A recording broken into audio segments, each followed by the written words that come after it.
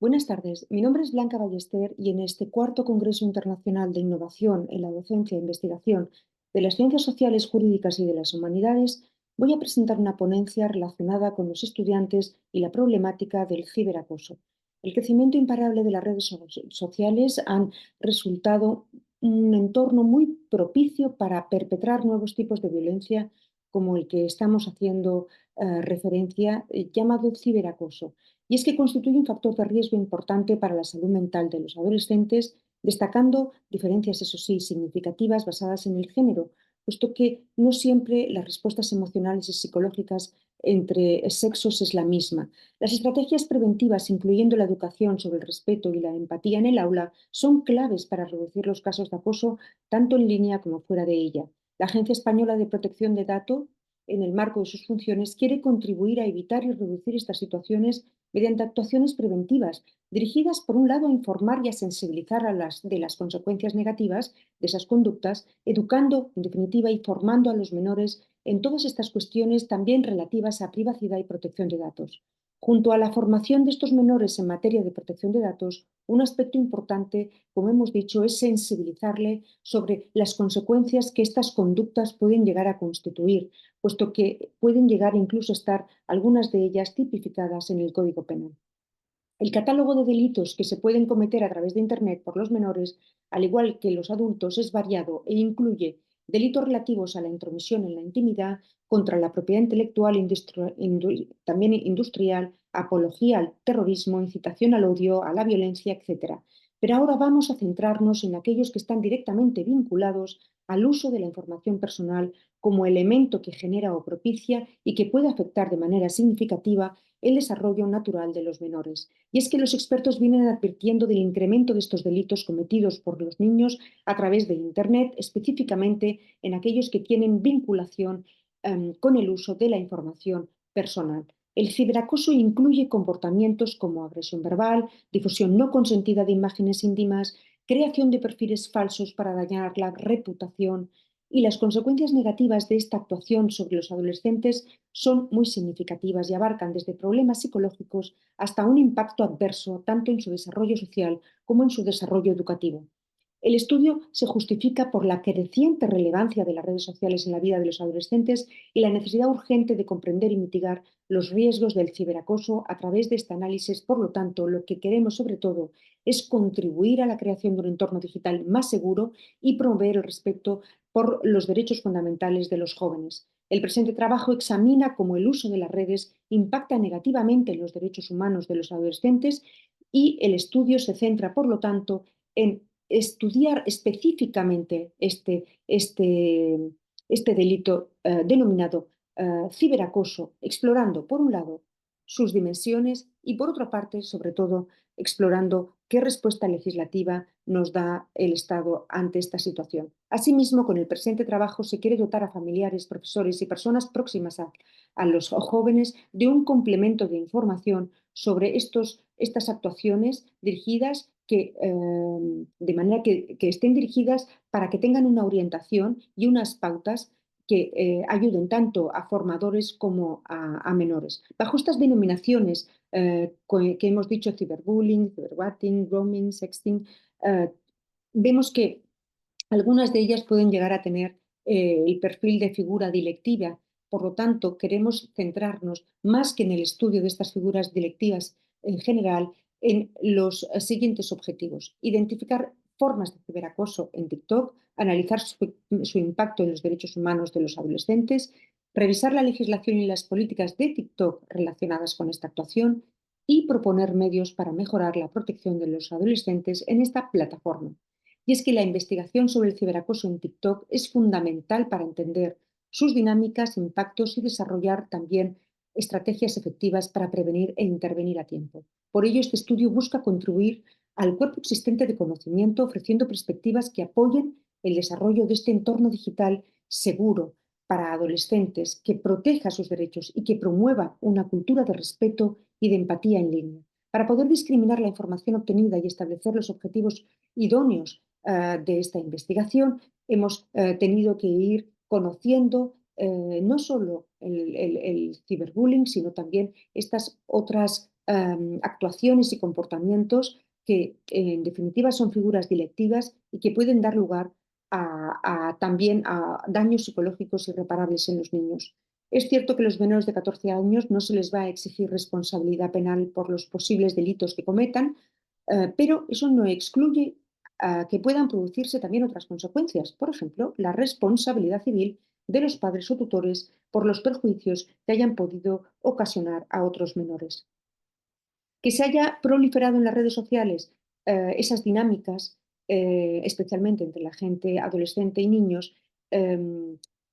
hace que realmente tengamos que centrarnos en las diferentes plataformas que utilizan, como puede ser TikTok. La relevancia de abordar esta problemática, hemos dicho que sobre todo radica en intentar proteger la salud mental y el bienestar emocional de los menores, porque el impacto de este ciberacoso en TikTok es profundo y afecta no solo a la autoestima y el bienestar emocional de los adolescentes, sino también a la percepción que ellos puedan tener sobre el entorno digital. Es posible que ya no consideren el entorno digital un entorno seguro para ellos. De ahí la importancia en la educación parental y también en el diálogo entre padres e hijos, porque también es una herramienta más para poder prevenir y mitigar los efectos del ciberacoso, subrayando la necesidad de establecer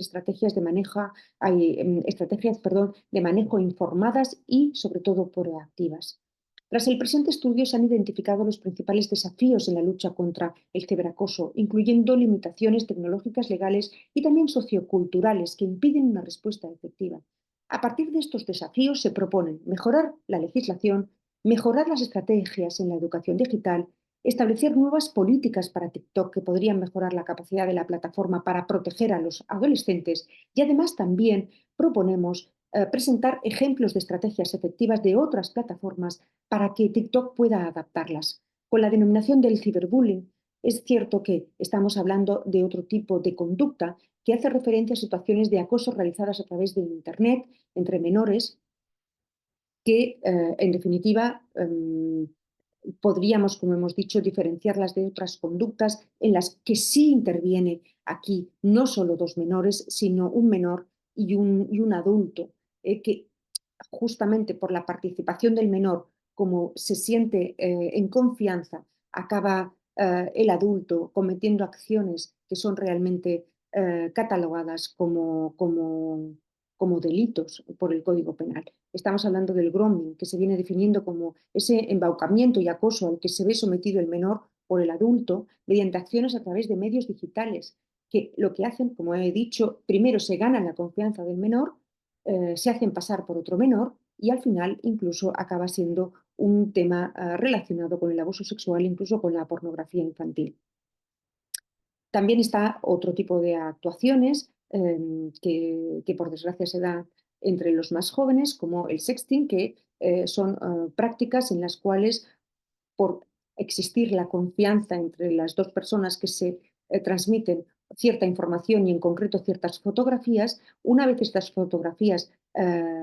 ya no están en manos de su propietario, pueden llegar a tener una difusión ilimitada. Y eso realmente constituye un delito. Esa difusión o cesión a terceros de las imágenes o grabaciones sin autorización de la persona afectada, eso es un delito, puesto que menoscaba gravemente su intimidad. Y es cierto que estas actuaciones también se pueden dar perfectamente entre los más jóvenes. De 14 a 18 años, los menores tienen responsabilidad penal, eso sí, por la comisión de algunos de los delitos tipificados en el Código Penal, tal cual establece la Ley Orgánica 5/2000, reguladora de este código, que hace referencia a esta responsabilidad penal de los menores. En definitiva, lo que busca el Código Penal es reforzar el principio de interés superior del menor y dispensa una mayor protección a las víctimas de estos delitos, especialmente cuando se trata de niños. Y ha introducido además novedades que afectan a la tipificación de delitos como el ciberbullying, ciberwhiting, grooming, sexting, que hay que tener siempre presente. Este análisis se discute en las características y manifestaciones del ciberacoso, destacando cómo esta forma de acoso digital puede afectar a la salud mental, también a la autoestima y al comportamiento social, y además se evalúan de modo más concreta, como hemos dicho, estas políticas de TikTok. En conclusión, vemos que es un gran desafío la lucha contra el ciberacoso Un ciberacoso que se produce por la rápida evolución de las técnicas utilizadas por los acosadores, que a menudo superan la capacidad de las herramientas de la propia plataforma. Por lo tanto, es muy importante utilizar un lenguaje codificado para poder,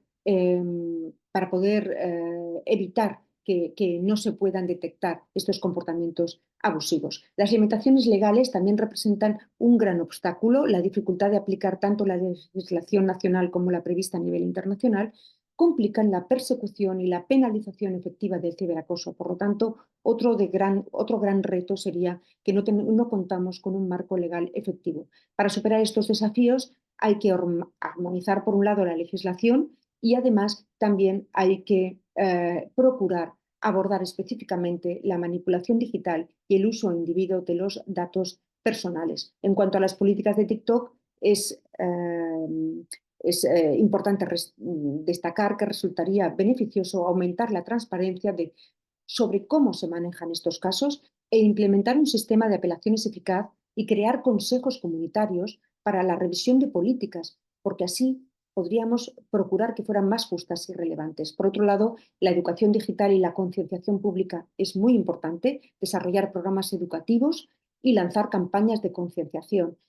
Incluso diría que sería una buena solución también o una buena herramienta la colaboración de influencers, porque aumenta la eficacia de estos esfuerzos. En ese sentido, diversos estudios ya han analizado la importancia de la educación y sobre todo de la concienciación y la eficacia como herramienta para prevenir esta situación de ciberacoso entre los más jóvenes. Otras plataformas que han implantado estrategias que podrían adaptar a TikTok también hay que tenerlas en cuenta, puesto que de ella se puede aprender. En conclusión, la lucha contra el ciberacoso en TikTok y otras plataformas requiere un enfoque sobre todo integrador que combine mejoras legislativas, políticas internas robustas y educación continua a la vez que concienciación pública. Aprender de los éxitos y de desafíos de otras plataformas también puede ayudar a TikTok a mejorar su propia respuesta ante esta situación de ciberacoso. Gracias por todo y espero que esta ponencia haya sido suficientemente útil como para poder proteger a nuestros jóvenes de estas situaciones tan tremendas como de las que estamos haciendo referencia y que realmente les puede ayudar.